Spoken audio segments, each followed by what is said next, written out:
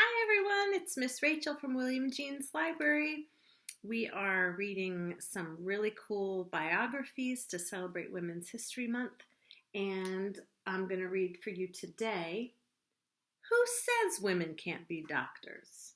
The Story of Elizabeth Blackwell. This is written by Tanya Lee Stone, and it's illustrated by Marjorie Priceman. And I'm going to read it to you today with the permission from the publisher, Henry Holt. This is one of my favorite stories. I've been really enjoying reading all these wonderful biographies of really super cool women for Women's History Month. This is a good one. I'll bet you've met plenty of doctors in your life, and I'll bet lots of them were women. Well, you might find this hard to believe, but there once was a time when girls weren't allowed to become doctors. Back in the 1830s, there were lots of things girls couldn't be. Girls were only supposed to become wives and mothers, or maybe teachers or seamstresses. Being a doctor was definitely not an option. What do you think changed all that? Or should I say, who?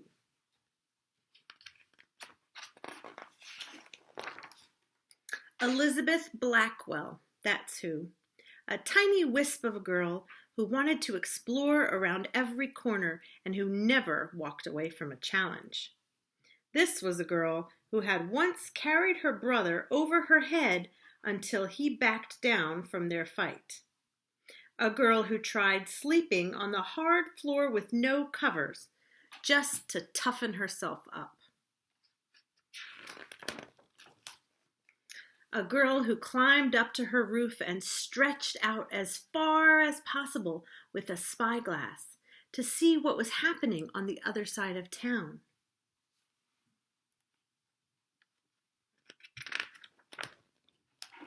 But she hadn't always wanted to be a doctor. Actually, blood made her queasy. One time her teacher used a bull's eyeball to show students how eyes work. Elizabeth was repulsed. And she hadn't always wanted to help the sick. She had no patience for being sick herself. Whenever she felt ill, she simply went outside for a walk. Once, when she was little, she hid in a closet until she felt better.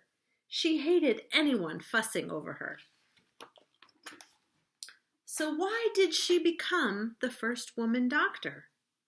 Because one person believed she could and told Elizabeth she was just the kind of smart, determined girl who would change the world.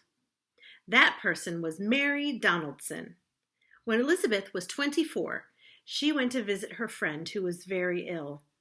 Mary told Elizabeth that she would have much preferred being examined by a woman.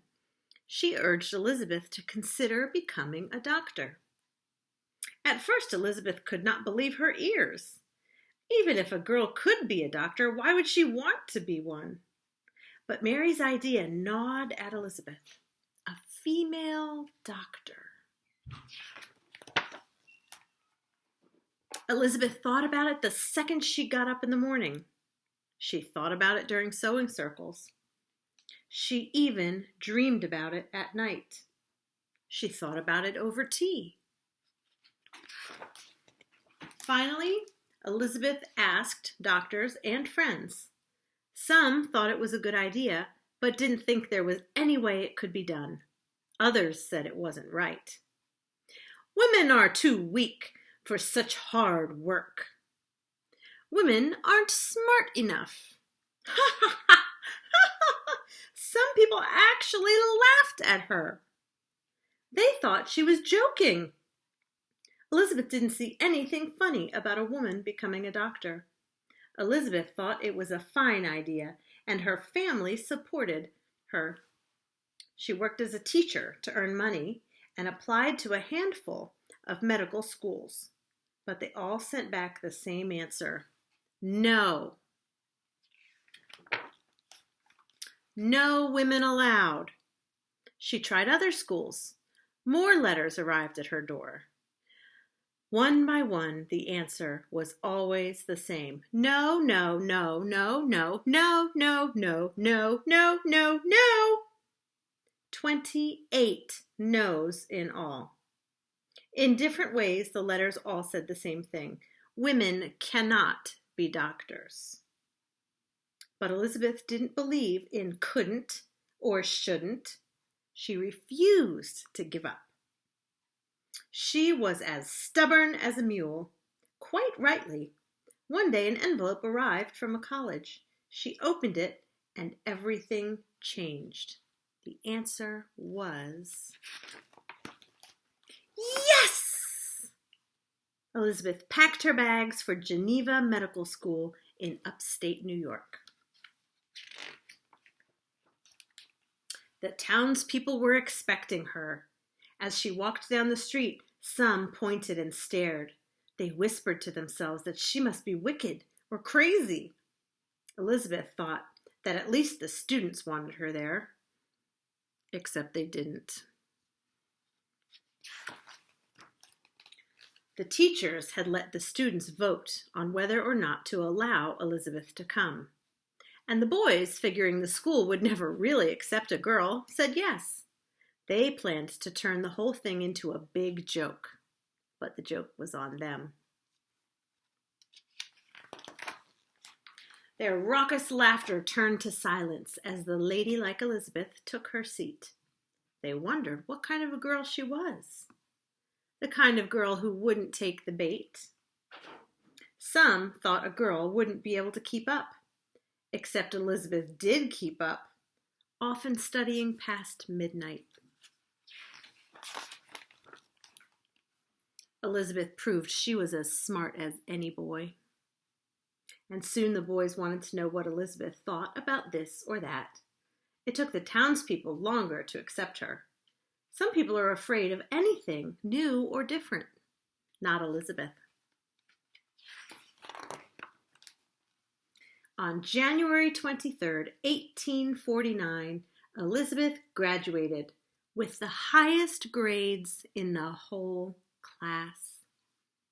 She had become the first woman doctor in America. Although many people were proud, others were angry. One doctor even wrote, "I hope for the honor of humanity that she will be the last."